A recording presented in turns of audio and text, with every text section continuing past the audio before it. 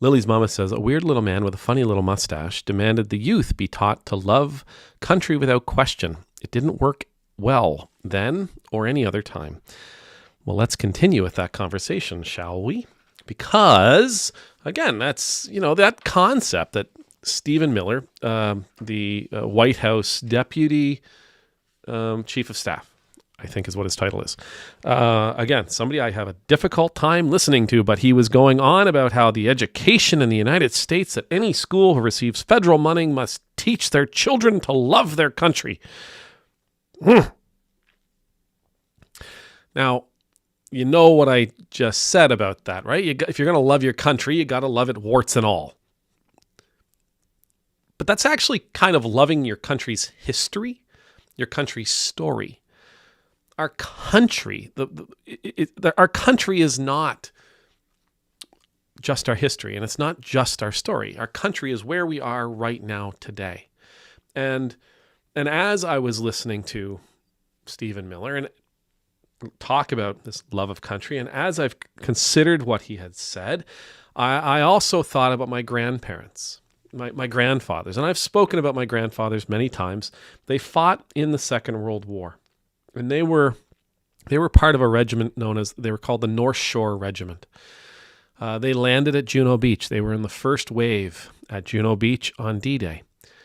They landed in a place called Saint-Albin-sur-Mer and worked their way inland, fought their way inland. Now, within a couple of weeks, they ended up routinely squaring off against the 12th SS Panzer Division. One of the things that I remember my grandfather telling me was how awful it was when they realized that the 12th SS was also comprised of Hitler Youth and old men. So my grandfather at that time, 1940, he was 19 years old, 20 years old, 1944. He would have gone into combat thinking he was fighting people like himself, same age. And he finds out he's fighting senior citizens and children. And that ripped him apart.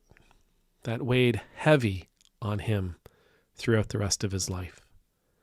Now these people, these boys and these old men, they were doing it for love of country. Love of country, love of country. My grandfathers were there. We look back on it and we go, oh, well, they were there fighting for their country, fighting for king and country, fighting for freedom and democracy. But see, as I get into this, and again, yes, I'm kind of bypassing just the danger of indoctrinating children with love of country, love of fatherland, love of the motherland, love of this geographic space. If I were to ask someone, you were fighting for freedom. If I were to have asked my grandfather, you were fighting for freedom, but whose freedom? Right? Whose freedom? You're fighting for democracy. For who? Their answer would have been for my kids, my grandkids, right? For my neighbors, for the people in my country that needed me to do it. But it would have come down to people. Eventually, that conversation breaks down to people. You say you're fighting for freedom. Whose freedom? Well, my freedom. Is that it? You're only fighting for your freedom? Well, the freedom of me and my family and my friends and my neighbors. All right. See, at the end of the day, what makes up our nation is the people. Without the people, there's no nation. Without the people, there's no need of government. There's no need of democracy. There's no need of freedom. Without the people, there's nothing. It's just a piece of land, probably a very flourishing, happy piece of land, but just a piece of land nonetheless. So when we say we need to teach our children to love their country, okay, we need to teach our children the history of this place. We need to teach our children about where they come from. We need to teach our children about how we as a society came to be.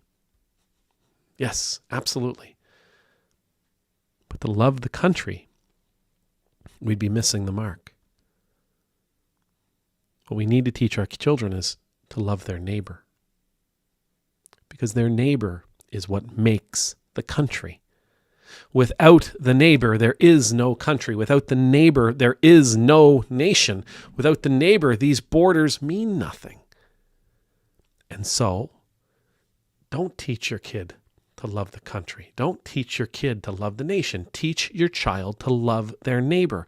And that's, for what it's worth, that is a biblical way of looking at this. I went through the Old Testament. I'm thinking, okay, nation. Old Testament's filled with talks of nation. But you know what's not there? Teach your children to love the nation. Teach your children to love their neighbors. Yes. Teach their children to love their people. Yes. Teach their children to love their God. Absolutely. But not teach your children to love the boundaries. Teach your children to love the borders. Teach your children to love this geographic area. Not there. As a matter of fact, in the Old Testament, when God says to originally God says to Abram, I'm going to make you the father of a great nation. Not talking about a country as we would know it today, talking about a civilization, talking about a community, talking about a collection of people.